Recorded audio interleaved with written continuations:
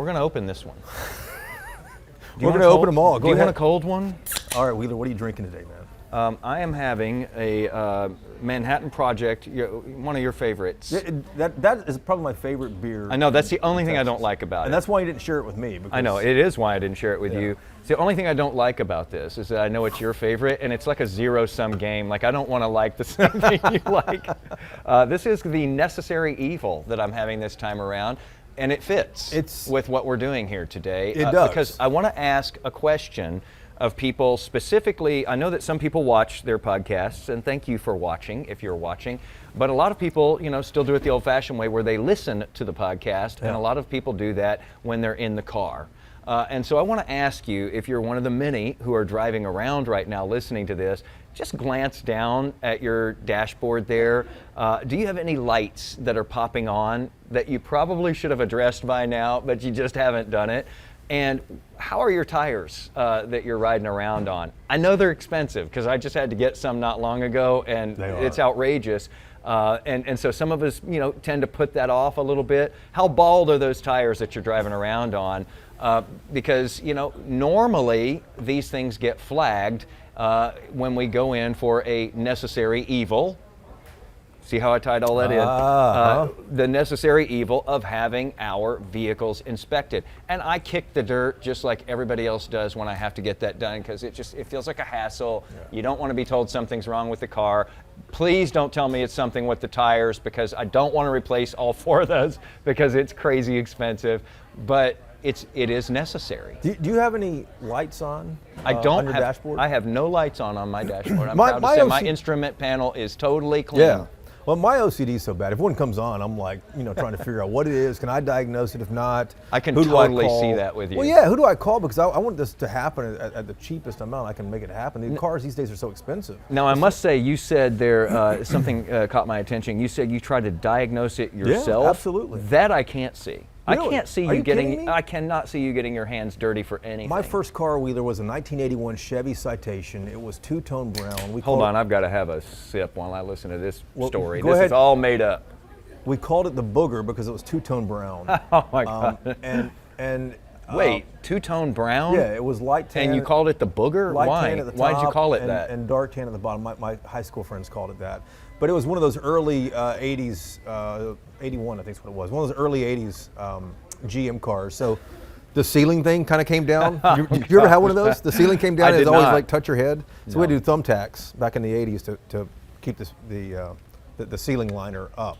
But I did a lot of things to the car until it finally caught on fire. In a mall, in a mall parking lot. That's a true story. That brings so many questions, and one has to wonder: was it all of the things that you did to it that made it catch fire one day? I said diagnose, not repair. Put the wrong fluids into the wrong pipes. Speaking of fluids, have you? We're getting off on a tangent here, but have you ever siphoned gas out of a can or vehicle or anything? I don't want to answer that publicly because it's not a smart thing to do. It's not a suggested thing to do, and I don't want to encourage anybody else to do it. But yes, I have. So I don't know. I don't know today how to do it. I didn't know then how to do it. But when the car caught fire, just the whole engine compartment burned up, and we had to get rid of the car. But I had just put a full tank of gas in there, and in the 80s, gas was, I probably put $14 worth of gas in. Oh my gosh. But I didn't have enough money at the time in high school to do anything else. So I want to get the gas out of the car. They could have the thumbtacks and ceiling liner and stuff. So you approached a burning car to get the gas out? No. This is after they towed it back to my house. I don't know why they towed it to my house. But I tried to get the fuel out of the car, all $14 worth of fuel, and I didn't do it right. I just inhaled all the gasoline. Okay, so listening to all of this makes me think that we desperately need to keep the vehicle inspection program here in Texas, because the thought of another Jason Whiteley running around out there dealing with a car and having thoughts about getting the gas out of this burned out car makes you just think that we need somebody overseeing the safety of these vehicles. And for a long time we have had that here in Texas, but it is going away. And the legislature decided this. They've been working on this for years. It keeps coming up. Way back when, they asked these researchers, specifically at the Center for Transportation Research at UT Austin. Right. They asked them hey, can you see, do we need this vehicle inspection program anymore? How important is this? Should we scrap it? Should we keep it? So the state asked them to do the study. they did the study and they went, oh, absolutely, yeah, you should keep it. They say, there's 650,000 accidents in any given year in Texas. You are 2 times more likely to have a fatal accident with a car that has one of these defects that would have been caught in a vehicle inspection program. So they said, this is saving lives. It saves money. These accidents that we have every year cost about $2 billion here in Texas. Imagine if we get rid of the vehicle inspection program, like what if there's more of these and it becomes more costly? Guess what that's going to do to your auto insurance? Sure, exactly. It'll rise like our property owner's insurance. And when you first brought the idea up, I'm like, yeah, I mean, what's new with that? We've heard about vehicle inspections are going away, but I didn't realize all the accidents that could be tied to this and that have been tied to this in states that don't have these vehicle inspection programs. Yep. So these researchers spent months and months, I think it was like half a year, just studying through all of these accident reports, and they came up with their conclusions. They put numbers to this, and it's going to affect everybody now here because they put out this research, they put out this report that the state asked them for. The state decided, well, we'll keep the program, but then it came up again in a subsequent legislative session last year, and the state decided, let's scrap it. Let's get rid of the vehicle inspection program. The more than 23 million vehicles on the roads in Texas can, these people can govern themselves. They'll be like the Jason Whiteleys of the world, where they'll just kind of handle their own car. They'll see what it needs and doesn't need, and who knows, maybe it'll end up burning up in a parking lot somewhere just like his. It was an 81 citation, a bad carburetor in it. But nevertheless, so Wheeler tracks down after I thought this was a bad idea, and then he gave me the 411 on this, that this could cause accidents. I think it's interesting. I think it's fascinating too. After we tracked down, or you tracked down the guy in charge of this, Dr. Michael Murphy. I'm glad you fixed that. From Instead UT I tracked Austin. him down. I know you're so into the credit, so I want to give you the credit. Because I usually don't get much, and so I tracked him down. We talked to him a little bit about this. By the way, the number one thing that people get flagged for in these inspections is slick tires. Yeah. So tires. This is all going away, but do check your tires. And I know they're expensive. I complain about it too, but check your tires. Make sure that you're riding on some good ones there with good tread, because there's not going to be somebody tapping you on the shoulder anymore saying, hey, you've got to get this fixed.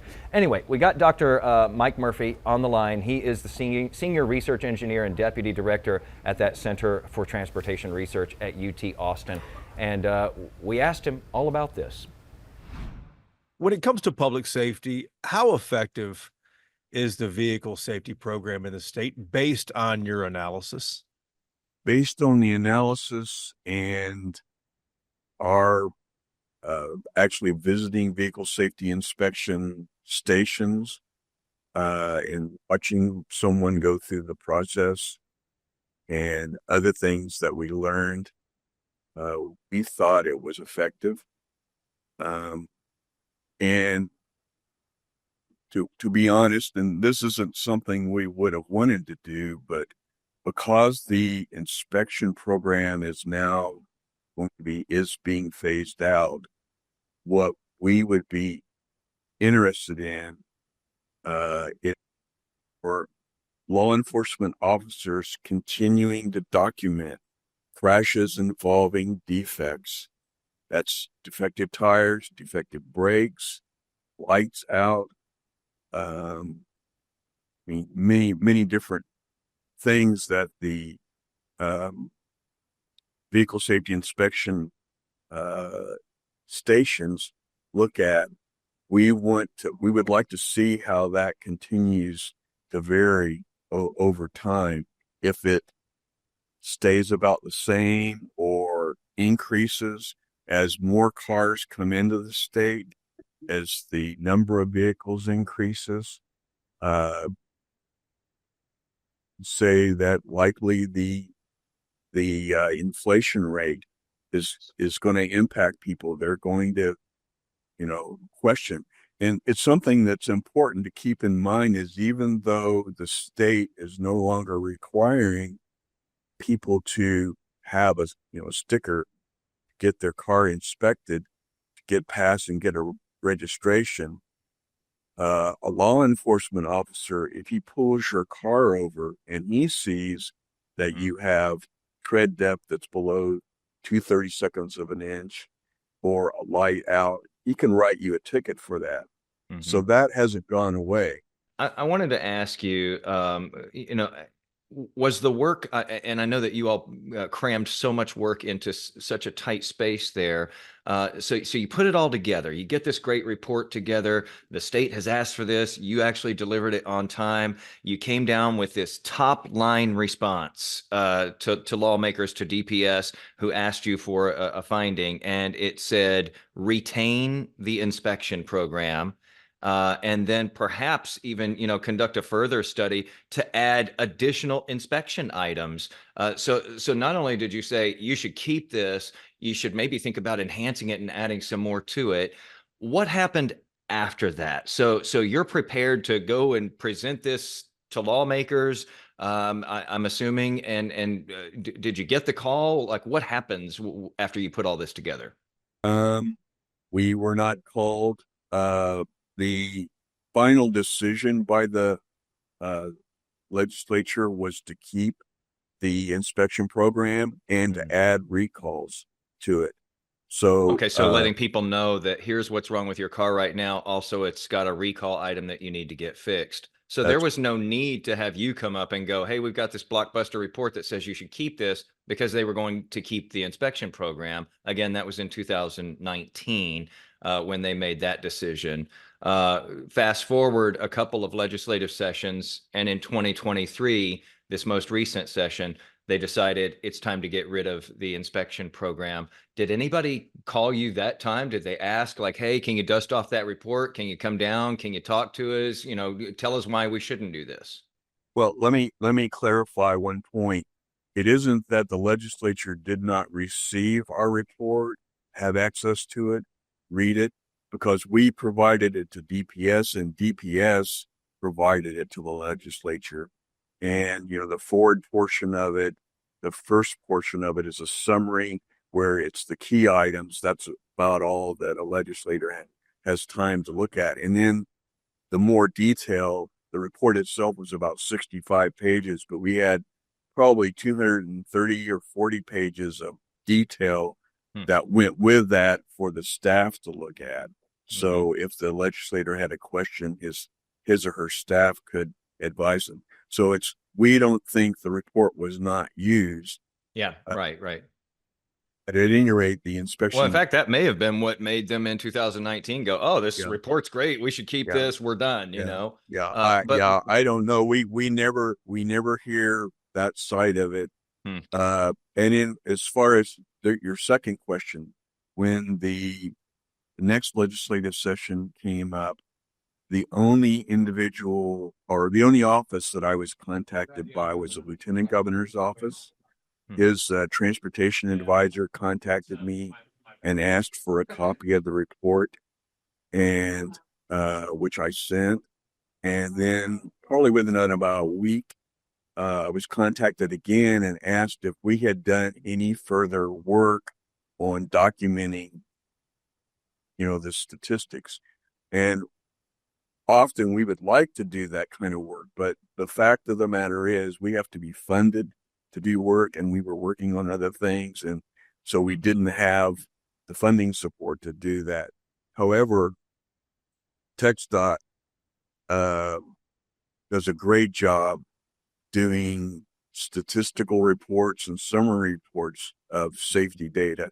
So on their website, they had published a report which lists every different contributing factor and the number of fatal, type A, B injury crashes. So I pulled that because it includes defects, how many fatalities. So I pulled that report and I sent that as an updated source of information on that. Considering your conclusions, though, are you surprised the legislature eliminated the vehicle safety program?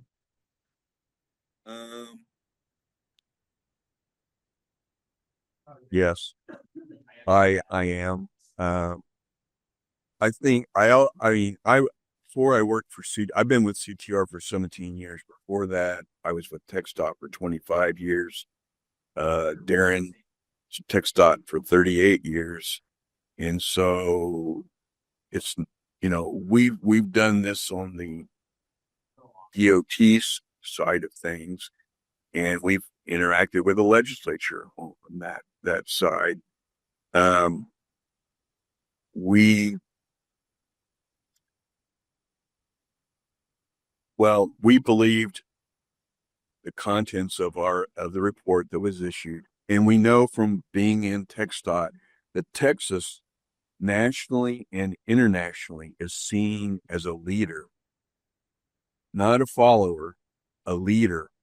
And we've done many presentations and tours for people from different countries, from Russia, China, I mean, many different countries, Korea. I mean, I could keep on naming them, that come to Texas to find out how Texas does things, what our transportation program is like.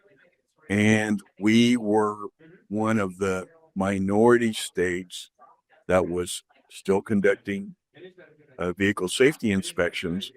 And if you look in other areas of the world, like Europe, many of those countries conduct vehicle safety inspections, and they're typically have a lot more involved in them and are more expensive to do than what we did here in Texas. And now we're only one of like a dozen states still doing. There's only like a dozen other states that are still doing these vehicle inspections now. So many of them have fallen off, including Texas. I want to ask you, after knowing everything that and looking into this, did it make you think differently about your own car and about other cars on the road with you? Well,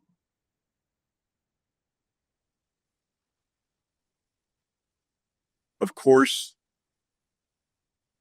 I'll say the people in our survey that said they didn't think the inspection program was needed were primarily males. And in the comments section, they said, I blankety blank know how to take care of my car. I own 8 vehicles, motorcycles, pickup trucks, cars. I know how to take care of them. And I understand that. I'd like to be that mechanically sharp. But what they weren't considering is not everyone is like that. Not everyone has the physical ability to do a vehicle inspection, to check their tires, or knows how to even go about doing that. So it's nice to be able to do that. A person just because the vehicle safety inspection program is going away, it doesn't mean that you still can't have your vehicle inspected. You go to your dealership, you go to your mechanic. Some people, it's a family affair. When we had the inspection program, they would go have their car inspected. It would fail. They would be told what it was. They would meet with their family. They would buy the parts, and they would, as a family, fix their car. That was a great thing. It's a good teaching lesson for the group.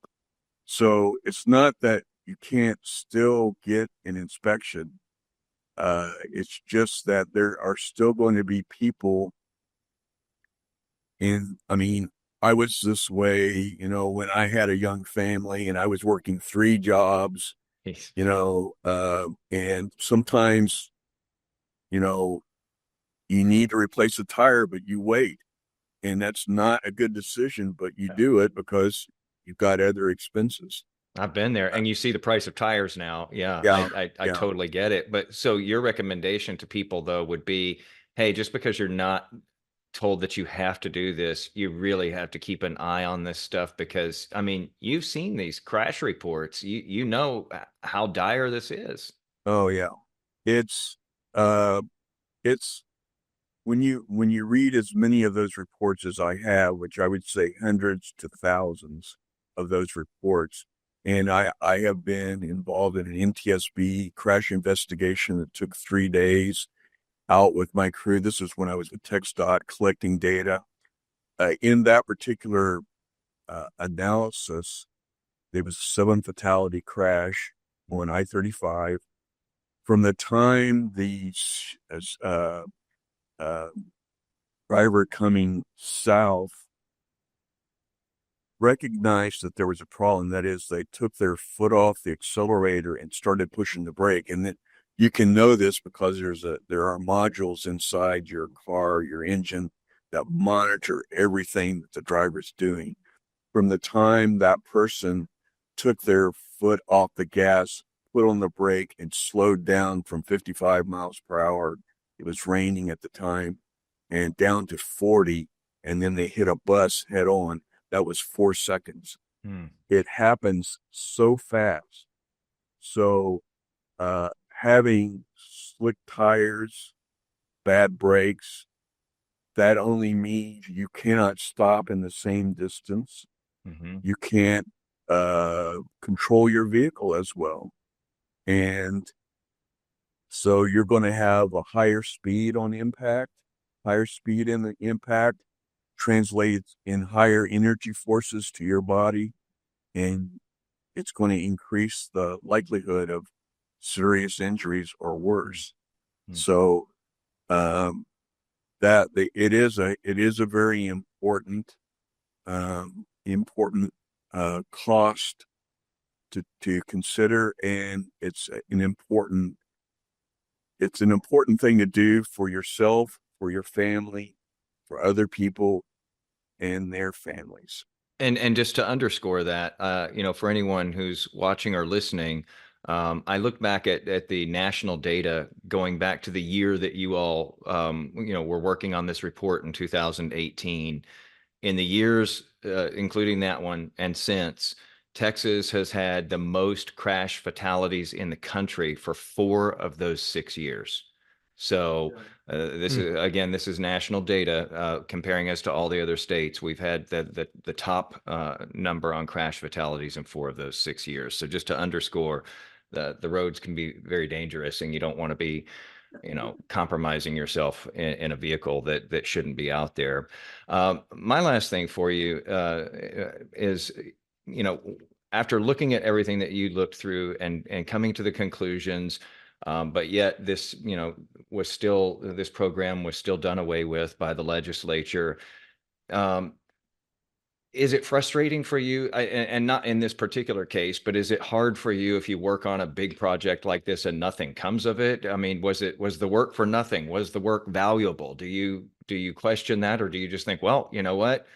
We had a job to do. We did our job. We move on to the next. How I feel about something, I'll tell you, no one cares how I feel. I'm an engineer. And I've been in meetings before where I mistakenly said how I felt about something. And people don't want to hear about how I feel. They want to know what I analyzed, the data, the statistics, the conclusions, the logic. That's what they want to know about. And I guess that's what matters too. And the work does speak for itself here. And it's a pretty crystal clear conclusion in the end. Dr. Murphy, based on your analysis, my last question is, what do you expect the data to look like in Texas over the next 5 years without this vehicle safety program?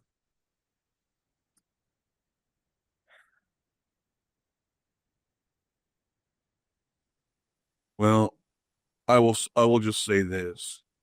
During the pandemic, when vehicle safety inspection stations were closed for a period of time, the number of defect vehicle fatalities, type A and type B injuries increased. Now, that was a snapshot in time. So I wouldn't be able to say that, oh, that proves that, defect fatalities are going to increase in the future, because people have, as we've said, people can take this into their own hands. Sure. And so if people will do that, that make this a serious issue for themselves and for their families and for others, and make sure that their cars are well maintained, then we may not see an increase over time. If the alternative happens, if people forget about their car needing to be maintained, then unfortunately, I would say we might expect that the trend in defect vehicle crashes will increase over time. Dr. Murphy, I have one more final question for you. Because Whiteley asked you early on if something had surprised you in this report. There were a lot of things that jumped out to me as a layperson, but one of the things that stunned me the most, I think, was as part of your research and your survey of people here in Texas, you asked them if they thought that these vehicle inspections were worthwhile. And I know how people get. I know how I've been over the years when I realized, oh, I've got to go get this inspection, and you trudge down there to go get it done. I was surprised to see how many people thought that the vehicle inspection program was really helpful. Yes, that's true. And I think if a person, It was the majority of people. yeah, it who was erred on actually, that, I think it on the was side of caution. above 80%, I think. There were a couple of questions. We asked it in different ways. But when you think about it, $7.50 to have your car inspected, that, is a latte, a venti latte at Starbucks. It's not a lot of money. Now, for some people it is, and I don't want to dismiss that because like I said, my wife and I have been there. We know what that feels like. And so $7.50 is a lot of money, can be, depending on a person's circumstances. The time issue, you've got to wash your clothes, you've got to mow your yard, you've got to, there's lots of maintenance things that you've got to do. And taking time to take your car to someone who knows how to inspect it, can run through the inspection and talk to you about things that they found that need to be repaired, that's valuable. It may feel bad if someone says you need a new tire, but that's a valuable service for $7.50. Yeah. And as you say, the vast majority of people you all talk to, regular folks here in Texas, said, yeah, this is useful. And by the way, anyone who hasn't been paying close attention to this, that $7.50 fee that you used to have to pay to get that inspection, you still get to pay that money to the state. That $7.50, they still want that, but the vehicle inspection program is going away. So you still get to pay the money. You do not get the inspection. If you want that, you got to get that separately on your own, or I guess do it on your own. Dr. Murphy, we appreciate the time. Thank you, sir. Sure. Thank you for inviting me, and I hope you guys have a great day. You too. Thank you.